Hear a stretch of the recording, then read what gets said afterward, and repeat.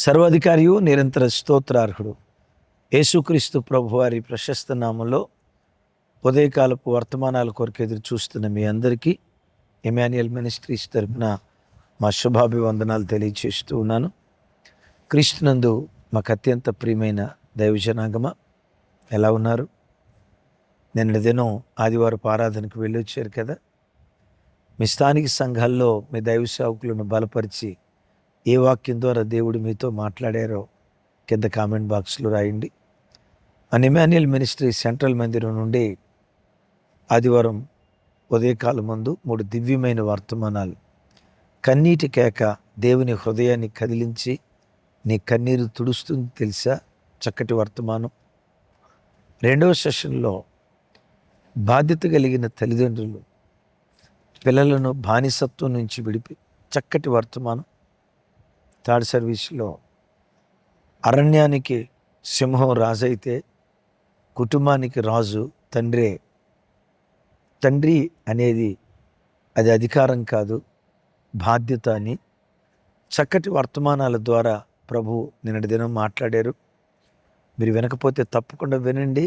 కుటుంబాలు, ఆధ్యాత్మిక జీవితాలు కట్టబట్టడానికి దేవుడు కృప చూపిస్తాడు. మంచిది. మరోసారి ప్రాముఖ్యమైన ప్రకటన.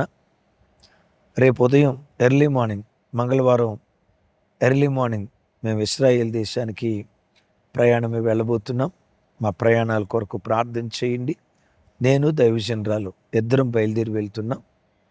ప్రాముఖ్యంగా దైవజనులు జీవరత్నం గారు ఈ నెల 26వ తారీఖు శుక్రవారం, జూన్ నెల 26వ తారీఖు ఇజ్రాయెల్ దేశంలో ఏర్పాటు చేసిన 11వ వార్షికోత్సవ సభ ఆశీర్వాదకరంగా జరిగేటట్లు మీ అందరి ప్రార్థనలో జ్ఞాపకం చేసుకోండి.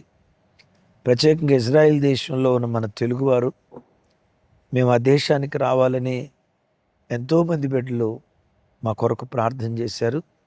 మీ ప్రార్థన మూలంగానే దేవుడు అద్భుత ద్వారాలు తెరిచారు.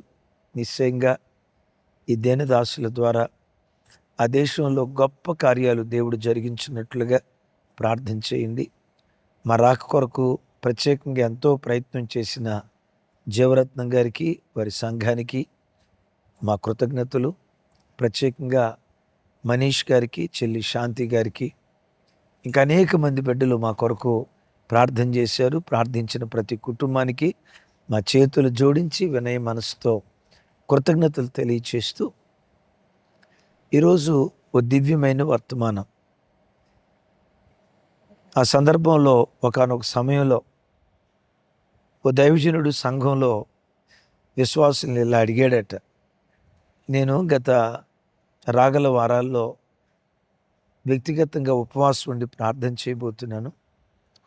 మీలో ఎంతమందికి అప్పులున్నాయో, వడ్డీ అప్పుల్లో ఎంతమంది చిక్కుకున్నారో నాకు స్లిప్ రాసివ్వండి అని అడిగితే గుండెలు పిండే బాధాకరమైన సంగతి ఏంటో తెలుసా? ఆ సంఘానికి వచ్చే అనుకోండి 100 మందిలో 80% ప్రజలు మాకు అప్పులయ్యా, మా కష్టార్జితం వడ్డీలు కడతా ఉన్నాం, జీతంలో సింగిల్ ఎంపీ కూడా ఇంటికి రాదు, ఆ శాలరీ వచ్చినప్పుడు ఎటు కట్ అయిపోతాయి, కనీసం జీతం వచ్చిందన్న సంతోషం కూడా ఉండదు, ఆవిరైపోతుంది. బాధాకరమైన సంగతి ఏంటో తెలుసా? 80% మంది ప్రజలు మాకు అప్పులు, వడ్డీలు అన్నారట. నేను మిమ్మల్ని అడుగుతా, క్రైస్తవుడు అప్పు చేసుకుని బ్రతుకుతాడా? క్రైస్తవుడు అప్పు పుచ్చుకునేవాడిగా ఉంటాడా? అప్పిచ్చేవాడిగా ఉంటాడా? అప్పు పుచ్చుకునేవాడిగా పద్దాకలు అప్పుల మీద బ్రతికేవాడైతే దేవుని వాగ్దానం ఏం కావాలి? నీవు అప్పిచ్చేవాడిగా ఉంటావు, అప్పు చెయ్యో అని మోషే గారు అనలా. మోషేతో దేవుడు మాట్లాడి ఆ మాట ఇశ్రాయేలు ప్రజలకు తెలియచేయమన్నాడు. ఎరుగుదురు కదా. క్రైస్తవుని చేతులు ఎప్పుడు ఇచ్చే చేతులుగా ఉండాలి, పై చేతులుగా ఉండాలి. చాచే చేతులుగా, అప్పులతో వడ్డీలతో బ్రతికే కుటుంబాలుగా మన కుటుంబాలు ఎప్పటికీ ఎన్నటికీ ఉండకుండునుగాక. 80% మంది చర్చిలో ప్రజలు అప్పుల బాధతో ఉన్నామన్నారు. అయ్యా ఈ అప్పుల బాధలో వడ్డీ ఎక్కువ, రూ. 3 వడ్డీ, అది ధర్మ వడ్డీ అంట. ధర్మ వడ్డీ అంట. రూ. 5 వడ్డీ, రూ. 10 వడ్డీ. కొంతమంది నా దగ్గరకు వచ్చి చెప్పేటప్పుడు, అయ్యా రూ. 10 వడ్డీకి తీసుకున్నామయ్యా. ఎంత తీసుకున్నారమ్మా? 10 లక్షలు తీసుకున్నామయ్యా. 10 లక్షలు రూ. 10 వడ్డీకి తీసుకుంటే నెలకెంత వచ్చి వడ్డీ కట్టాలా? 1,00,000. ఎంతకాలం అవుతుందమ్మా తీసుకొని? 2 సంవత్సరాలు అవుతుందయ్యా. ఇప్పటికి అచ్చం వడ్డీనే 20 లక్షలు కట్టాం. అసలుగానే ఉంది. అసలు నేనంట రూ. 10 వడ్డీకి తీసుకోవటానికి నీకు అసలు ఎన్ని గుండెలు? రూ. 5 ఇంట్రెస్టు, రూ. 3 ఇంట్రెస్టు, రూ. 10 ఇంట్రెస్టు. డబ్బులను వడ్డీకి తీసుకోవటానికి అసలు నీకు ఎన్ని గుండెలు? బ్రతుకుదేరు సరిగ్గా లేదనే కదా నువ్వు అప్పు తీసుకుంది. అంతంత వడ్డీ నెల కట్టాలంటే నీ వడ్డీ ఎప్పుడు కట్టి అసలు ఇప్పుడు తీరి? మీకు ఒక విచిత్రమైన మాట అనే కంటే కూడా డబ్బులు వడ్డీకి తీసుకోవటానికి భయాన్ని పుట్టించే ఒక మాట చెప్తాను. మనం తెలుగులో వడ్డీ అంటాం, ఇంగ్లీష్లో ఇంటరెస్ట్ అని అంటారు. హిబ్రూలో వడ్డీని ఏమని పిలుస్తారో తెలుసా? నెషెక్ అనే పదానికి ఉన్న అర్థం కాటు అని అర్థం. కాటు. మనం తెలుగులో వడ్డీ అంటాం, ఇంగ్లీష్లో ఇంట్రెస్ట్. కానీ హిబ్రూలో వడ్డీ అనే పదానికి సరైన డెఫినేషన్ ఇచ్చాడు. మీరు కావాలంటే నెట్లో సెర్చ్ చేయండి. నెషెక్ అంటే కాటు. మిమ్మల్ని అడుగుతా, పాము కాటుకు గురైనోడు బ్రతుకుతాడా? పాము కాటుకు గురైన వాడు బ్రతకడు. వడ్డీ కాటుకు గురైన కుటుంబాలు కూడా బాగుపడిన దాఖలాలు చాలా తక్కువ. ఆ వడ్డీ మొదట నీ జేబును కాటేస్తుంది, ఆ తర్వాత నీ మనశ్శాంతిని కాటేస్తుంది, ఆ తర్వాత నీ కుటుంబాన్నే కాటేస్తుంది. నీ కుటుంబాన్నే. వడ్డీలు కట్టలేక, అప్పులు తీర్చలేక ఆత్మహత్య చేసుకున్న కుటుంబం. ఎందుకు ఆత్మహత్య చేసుకుంది? వడ్డీ కాటుకు గురైపోయారు. సంగమా, క్రైస్తవ జనాంగమా, వడ్డీ కాటు లాంటిది. పాము కాటుకు గురైన వాడు బ్రతకడు, వడ్డీ కాటుకు గురైన వాడు కూడా బ్రతికే దాఖలాలు చాలా తక్కువ. అందుకనే సాధ్యమైనంత వరకు మీ దగ్గర ఉన్నదానితోనే తృప్తిగా బ్రతకండి, కానీ వడ్డీలకు పొరపాటును వెళ్ళకండి. అయ్యా నా బ్రతుకు అప్పుల పాలు కాకుండా ఉండాలంటే, నేను హాయిగా బ్రతకాలంటే ఏం చేయాలి? 5 విషయాలు టకాటకా చెప్తాను. నంబర్ 1, జీవితంలో ఎప్పుడు అవసరాలకు ప్రాధాన్యత ఇవ్వు, ఆర్భాటాలకు ప్రాధాన్యత ఇవ్వకు, సక్సెస్ అవుతావు. ఇంకోసారి చెప్పంటారా? అవసరాలకు ప్రాధాన్యత ఇవ్వు, ఆర్భాటాలకు ప్రాధాన్యత ఇవ్వకు. ప్రతి మనిషి జీవితంలో ఫస్ట్ నీడ్ కంఫర్ట్, లగ్జరీ. జీవితంలో ఎప్పుడు లగ్జరీకి వెళ్ళకు. రెండోది, కంఫర్ట్ జోను దాకా కూడా వెళ్ళకు. సాధ్యమైనంత వరకు నీకు డబ్బు వస్తే మొదట నీ అవసరాలు, అత్యవసరాలు ఏంటో వాటికి డబ్బును వాడు. మిగిలిందా దాచుకో. ఎంత దాచుకున్నా ఇంకా ఉందా? అప్పుడు కాస్త కంఫర్ట్ జోన్కి వెళ్ళు. 2002లో మనం సేవ ప్రారంభించాం. దరిదాపుగా 7 సంవత్సరాల పాటు ఆటో మీదే మన పరిచర్య నడిచింది. 2011లో చాలామంది అన్నయ్యోళ్ళు వచ్చి, అన్నయ్య చిన్న పాస్టర్ గారులే కారులు తీసుకుంటున్నారు, మన సంఘం ఎంత పెద్దది, మీరు కూడా కారు తీసుకోండి అన్నయ్య, మేము తలో 20,000, 25,000, 50,000 తలో రీతిగా సందా పోగేసి మేము పరిచర్యకి ఇస్తాం, మీరు కారు కొనుక్కోండి అన్నయ్య అన్నారు. నేనేమన్నాను తెలుసా? తలో 20,000 25,000 మీరు చందా పోగేసి నాకీయటం ఎందుకన్నా? మందిరం కట్టేటప్పుడు కూడా నేనేనాడు మీరు 10,000 ఇవ్వండి, 5,000 ఇవ్వండి, 20,000 ఇవ్వండి ఏనాడు నేను అడగలేదే. మీ 2 నెలల జీతం దేవునికి ఇవ్వండి, మందిరానికి ఇవ్వండి ఏనాడు అడగలేదే. దేవుడిస్తే మందిరం కట్టాం, ఇచ్చేదాకా ఎదురు చూసాం. మేమెప్పుడు మిమ్మల్ని నోరు తెరిచి అడగలేదే. అలాంటిది కారు కొనటానికి మేము 25, మేము 30, నో, ఇది వాక్యానుసారం కాదన్నా. అయినా నాకు కారు అవసరం అని అనుకోవట్లా. నాకు కారు అవసరమైతే దేవుడే ఇస్తాడు. ప్రస్తుతం నా ఆలోచన, నాకు కారు అది కంఫర్ట్, లగ్జరీ కాదు కానీ కంఫర్ట్ అనుకుంటున్నాను. నాకు కంఫర్ట్ కాదు, నా అవసరాలు ఏంటో నీడ్ వాటి కొరకే ఖర్చు పెడతాను అని సున్నితంగా అన్నోళ్ళని తిరస్కరించి, సహజంగా కారులో షికారు అన్నట్లుగా కారు దోలాలా, కారులో వెళ్ళాలా, ఈ సరదా ఎవడికుండదు. సేవ ప్రారంభం నుంచి నేటి వరకు అవసరాలకు ప్రాధాన్యత ఇచ్చాను కానీ ఆర్భాటాలకు ప్రాధాన్యత ఇవ్వాల. చాలామంది ఆర్భాటాలకు పోయి అప్పులు పాలవుతారు. పిల్లలను మంచి స్కూల్లో జాయిన్ చేయటం అవసరం. పిల్లల బర్త్డేలు అప్పు చేసి 50-60 వేల రూపాయలు అప్పు చేసి బర్త్డేలు చేయటం లగ్జరీ. కొంతమంది చెప్పే మాట, అన్నయ్య మా అబ్బాయి ఫస్ట్ బర్త్డే చేయాలని చాలా ఆశపడ్డాం, చేతిలో సిల్లిగా అవ్వలేదు అన్నయ్య. అయితే దేవుడు ఎంత అద్భుత సహాయం చేశాడంటే, ఓ రోజు మా భర్త కొలీగ్తో మాట్లాడుతా, ఏమయ్యా మీ ఓడిది ఫస్ట్ బర్త్డే చేయవా అని అంటే మౌనంగా ఉన్నాడట. డబ్బులు లేవనుకుంటా కదా, అవును అన్నాడట. వెంటనే మా ఆయన కొలీగ్ అన్నాడట, దాందే ఉందయ్యా, నేను ఇస్తా తీసుకో, ₹1,00,000, ఏం పెద్ద ఎక్కువేం కాదు, ₹10 ఇంట్రెస్ట్ అంతే, నేనున్నా కదా అని ₹1,00,000 ఇచ్చాడు అన్నయ్య. ఆ బిడ్డ అంటది, దేవుడు ఎంత అద్భుతంగా సహాయం చేశాడంటే బర్త్డే చేయటానికి కొలీగ్ ద్వారా ₹1,00,000 ఇప్పించాడు అన్నయ్య, వడ్డీ సంగతి చెప్పదు.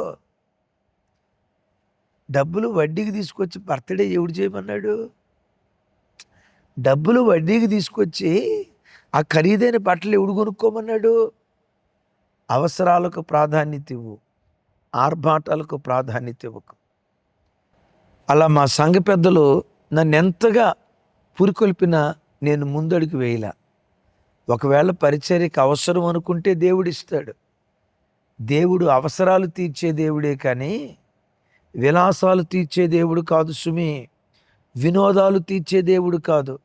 క్రీస్తు యేసు మహిమైశ్వర్యంలో మీ ప్రతి అవసరత తీర్చబడుతుంది అన్నాడు. కానీ మీ ఆర్భాటాలు తీరుస్తా, మీ విందులు వినోదాలు తీరుస్తా అని అల్లా. అమ్మా, అయ్యా, ఎప్పుడు ఆర్భాటాలకు పోకో, అవసరాలకు మొదటి ప్రాధాన్యత. రెండవది, ప్రతి నెల సంపాదించిన దానిలో ఎంతో కొంత పొదుపు చేయటం నేర్చుకో. నేను ఎప్పుడూ చెప్తా కదా, అదుపు లేని నోరు, పొదుపు లేని జీవితం రెండు ఒకటే. అదుపు లేని నోరు, పొదుపు లేని సంసారం ఎలా చితికిపోతాయో మీరు ఎరుగుదురు కదా. ఎప్పుడు మా రాబడెంత, మేము పెట్టే ఖర్చంత, ఈ రెండింటి మధ్య బ్యాలెన్సింగ్ చాలా అవసరం. ₹100 సంపాదిస్తే నువ్వు దేవునికే ఇవ్వుగాక, కుటుంబం పోషించుగాక, ఓ 80% ఖర్చు పెట్టి 20% తక్కువలో తక్కువ 15% ప్రతి నెల పొదుపు చేయటం ప్రారంభించు. బైబిల్లో రాసి ఉంటుంది, సోమరి చీమల యొద్దకు వెళ్ళు, రాబోయేది వర్షాకాలమని, వర్షాకాలంలో ఆహారం సంపాదించుకోవటం కుదరదని వేసవి కాలంలోనే 6 నెలలకు సరిపడా ఆహారాన్ని సిద్ధపరుచుకుంటుంది. దాని నడతను చూసి జ్ఞానం తెచ్చుకో అన్నాడు. అసలు మిమ్మల్ని ఒక మాట అడుగుతా. ఐగుప్తు దేశం ఆ రోజుల్లో ప్రపంచ దేశాల్లో శిఖరాల మీద ఉండటానికి కారణం సైనిక పరంగా, శాస్త్రపరంగా, వైదిక పరంగా, వైద్యపరంగా, రాజకీయ పరంగా, విన్నారా, ఆర్థిక పరంగా ఆ రోజుల్లో దేశాలకు ఐగుప్తు దేశం శిఖరం మీద ఉండటానికి కారణం ఏంటో తెలుసా? ఒక్క వ్యక్తి వేసిన జ్ఞానయుక్తమైన అడుగులు. శిథిలాలలో ఉన్న ఐగుప్తు దేశాన్ని శిఖరాల మీద కూర్చోబెట్టింది. ఎవరా వ్యక్తి? ఇంకెవరు? యోసేపు. పోతిఫర్ కల వచ్చింది. 7 సంవత్సరాలు సమృద్ధిగా పండే కాలం, ఆ తర్వాత 7 సంవత్సరాలు కరువు కాలం. యోసేపు తెలుసుకొని ఏమన్నాడు తెలుసా? ఈ 7 సంవత్సరాలు సమృద్ధిగా పండే కాలంలో ధాన్యాన్ని గిడ్డంగుల్లో స్టోర్ చేయండి, ధాన్యాన్ని సమకూర్చండి. కరువు కాలం రానే వచ్చింది. ప్రపంచ దేశాలంతా కరువుతో తల్లడిల్లిపోయాయి, కానీ ఐగుప్తులో సర్వ సమృద్ధి. వాళ్ళు ధాన్యం కోసం వస్తే ధాన్యాన్ని ఇచ్చి డబ్బు తీసుకొని వాళ్ళ భూములు లాక్కొని ఫరో ఆ రోజుల్లో ప్రపంచ దేశాల్లోనే ఒక గొప్ప ఐశ్వర్యవంతుడిగా మార్చబడ్డాడు. ఎందుకో తెలుసా? యోసేపు నేర్పిన పొదుపు. తమ్ముడు, చెల్లి, సంపాదించడం ఒక కృప అయితే, సంపాదించిన దాన్ని జాగ్రత్తగా ఖర్చు పెట్టడం నోటి మాటలతో చెప్పలేని దైవిక జ్ఞానం. అది ఆదాయానికి మించి ఎప్పుడు ఖర్చు పెట్టద్దు. ప్రతి నెల పొదుపు దేవుని సన్నిధిలో మనం నేర్చుకుందుముగాక. మూడవది, అంతటితో ఆగిపోవద్దు. సాధ్యమైనంత వరకు అనవసరపు హామీలు, జామీను ఉంటారు చూసారా? ఎప్పుడు సాధ్యమైనంత వరకు జామీను ఉండకండి. సాధ్యమైనంత వరకు నీ దగ్గర ఉంటే ఇవ్వు, నీ దగ్గర లేకపోతే ప్రార్థించి. నువ్వు మధ్యవర్తిగా ఉండి వాళ్ళ చేత వీళ్ళ చేత ఇప్పిస్తానని ఇట్లాంటి పెత్తనాలు చేసావా, ఊబిలో చిక్కుకుంటావు. నేను ఎరిగిన ఓ మంచి భక్తిపరుడు, ఎల్ఐసిలో ఉద్యోగం చేసేవాడు. చాలా భక్తిపరుడు, చాలా విశ్వాస వీరుడు. కానీ బాధ, ఇద్దరికి జామీను ఉన్నాడు. సింగిల్ అప్పు లేదు ఆయనకి, జామీను ఉన్నాడు. ఆ డబ్బు తీసుకున్న వాళ్ళు ఎటో జంప్. ఎవరెవరికైతే జామీను ఉన్నాడో ఆ అప్పిచ్చినోడు, ఈయన గవర్నమెంట్ ఆఫీసర్ కదా, ఈయన పట్టుకున్నారు. బాధ. ప్రతి నెల తాను సంపాదించిన డబ్బులో వీళ్ళకు కొంత, వాళ్ళకు కొంత, ఇంటికి వచ్చేది చిల్లర పైసలు. నేను ఎల్ఐసిలో ఒక ఆఫీసర్నే, పిల్లల కడుపు నిండా భోజనం పెట్టలేకపోతున్నా, కనీసం ఒక సొంత ఇల్లు సంపాదించుకోవాలా ఆలోచించి మానసికంగా కృంగిపోయాడు. ఒకరోజు ఏం జరిగిందో తెలుసా? ఆ ప్రార్థన గదిలోకి వెళ్ళి ఏడ్చి ప్రార్థన చేసి ఆ ప్రార్థనా గదిలోనే చచ్చిపోయాడు. హార్ట్ అటాక్ వచ్చి. ఇంత మంచిగా బ్రతికిన ఈ వ్యక్తి ఎందుకు ఇలా అయిపోయింది? జామీను. సాధ్యమైనంత వరకు మధ్యవర్తిగా ఉండి వాళ్ళకి అప్పులిచ్చి వీళ్ళకి అప్పులిచ్చి ఇలాంటి పని పొరపాటును చేయకు. ఎవరైనా పేదోళ్ళు ఉంటే, నీ దగ్గర ఆర్థిక సామర్థ్యత ఉంటే నీవే వాళ్ళకి చేబుతులి. 2 అంగీలు ఉంటే ఒక అంగీ ఇమ్మన్నాడు, కానీ నీకు ఒక అంగీ ఉంటే ఆ ఒక అంగీ తీసి వాడి శరీరానికి కప్పు. అంత త్యాగం ఏం చేసుకోవాల్సిన అవసరంలా. 4వది, తమ్ముళ్ళు, చెల్లెలు, అన్నలు, అక్కలు, జీవితంలో నీ బ్రతుకు అప్పుల పాలు కాకుండా ఉండునట్లుగా ప్రతి దినం కష్టపడి సంపాదించు. ఏ రోజు జీవితంలో సోమరిపోతుగా బ్రతకం. దశలోనే పత్రికలో పౌలు గారు అంటాడు కదా, ఎవడు పని చేయకుండా భోజనం చేయొద్దు. మీలో కొందరు పని చేయకుండా ఖాళీగా ఉండి కూర్చొని తింటున్నారట. సామెత ఒకటి ఉంది కదా, కూర్చొని తింటే కొండలు కూడా కరిగిపోతాయి. కొండలే కాదు, వండుకున్న కొండలే కాదు, కొండలు కూడా కరిగిపోతాయి. ఎప్పుడు? కూర్చొని తింటే. దైవజనులు లేసన్న గారు ఇలా అంటూ ఉండేవాళ్ళు, నా పిడికిలితో ముద్దన్నం తినగలిగే ఓపికన్నంత కాలం సువార్త ప్రకటిస్తా. ఏ రోజైతే నేను సువార్త ప్రకటించనో ఆ రోజు భోజనం చేయి.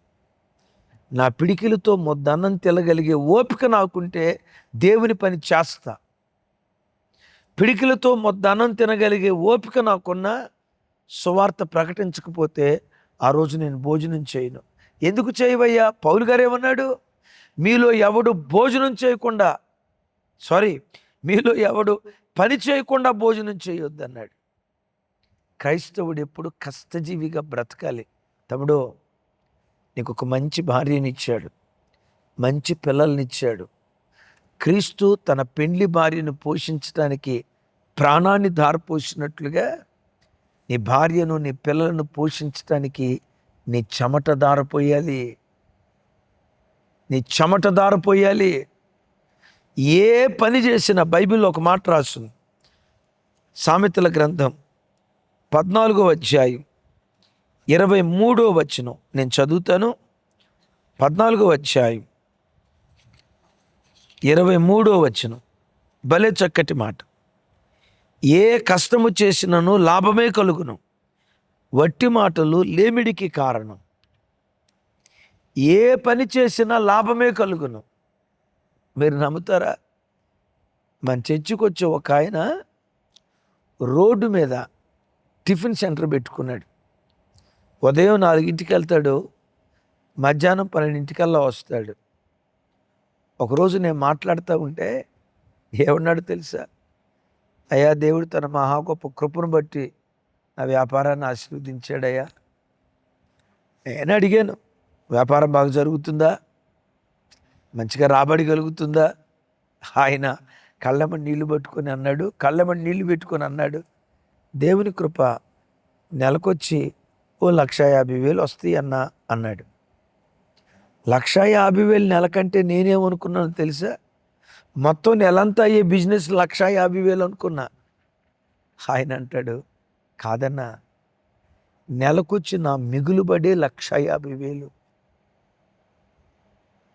నా కుళ్ళు చలతరిచ్చింది. ఈ సాఫ్ట్వేర్ ఉద్యోగాలు దేనికి పనికి వస్తాయి? అరే, గవర్నమెంట్ ఉద్యోగస్తులు కూడా ఆ జీతం రాదు సార్. అట్లా కానీ ప్రతి ఒక్కరికి అంత వస్తుందని కాదు. నువ్వు కష్టపడి పని చేస్తే ఏ పని చేసినా లాభమే కలిగింది. విన్నారు ఈ మాట? అందుకని కష్టపడి పని చేయండి. కష్టపడి పని చేస్తూ సాధ్యమైనంత వరకు మీ కష్టార్జితంలో దేవుని సొమ్ము ఇవ్వటం ఎప్పుడు వెనుక తీయద్దు. నీ చిన్న ఆకాశపు వాకిళ్ళు విప్పి, అర్థమైంది కదా? అది ఆఖరి మాట చెప్తాను. నీ చేతిలో ఉన్న దానితోనే దేవుడు చిత్ర విచిత్రాలు చేస్తాడని నమ్మి దేవుని మీద ఆధారపడు. నువ్వు ఏ దేవుని మీద ఆధారపడతావో ఈ దేవుడు ఎట్టివారో తెలుసా? నీ చేతిలో ఉన్న దానితోనే. కొన్నిసార్లు మనం అనుకుంటాం, ఈ ఉద్యోగం కాకుండా ఆ ఉద్యోగం చేసి ఉంటే బాగుండేదే, ఈ వ్యాపారం కాకుండా ఆ వ్యాపారం చేస్తే బాగుండేదే, ఈ ఊరిలో కాకుండా సేవ ఆ ఊరిలో పెడితే బాగుండేదే, ఈ స్థలం మంచిది కాదు వేరే చోట అయితే బాగుండేదే అనుకుంటాం. నీ దేవుడు ఎవరో తెలుసా? నీ చేతిలో ఉన్న దానితోనే చిత్ర విచిత్రాలు చేస్తాడు. దావీదు చేతిలో ఉన్న ఒడిసిల రాయితో దేవుడు అద్భుతం చేయలేదా? సంసోను చేతిలో ఉన్న గాడిద ఎముకతో చిత్ర విచిత్రాలు చేయలేదా?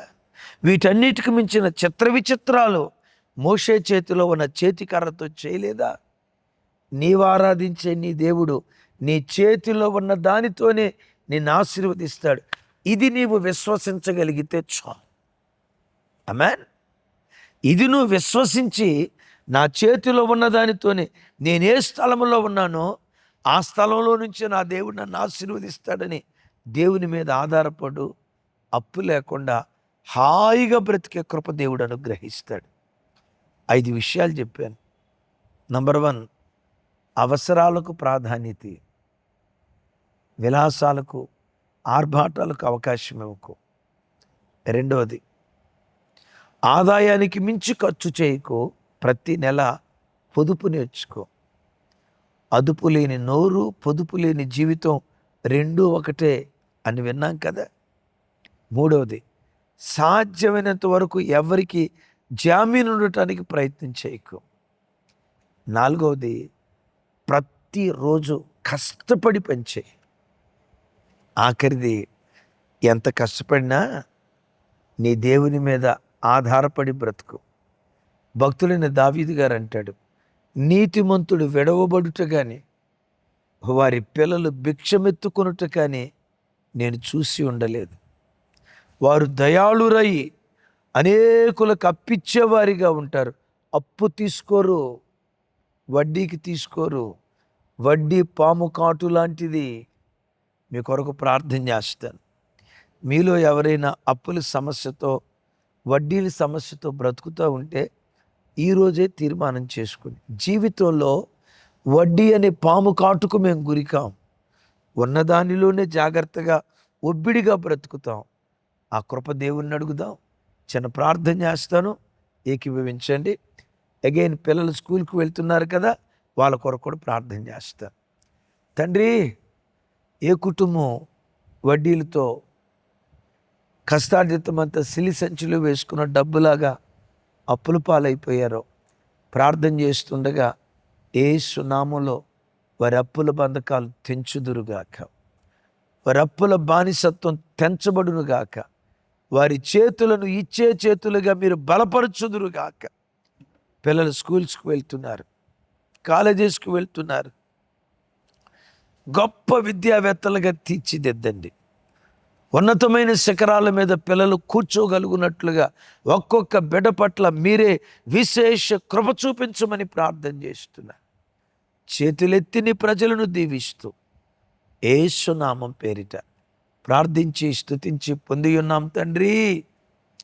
తండ్రి అయిన దేవుని ప్రేమ, కుమారుడైన యేసుక్రీస్తు వారి దివ్య కృప, పరిశుద్ధాత్మ దేవుని సహవాసం మనకు సకల పరిశుద్ధులకు సదా తోడయుండి నడిపించునుగాక.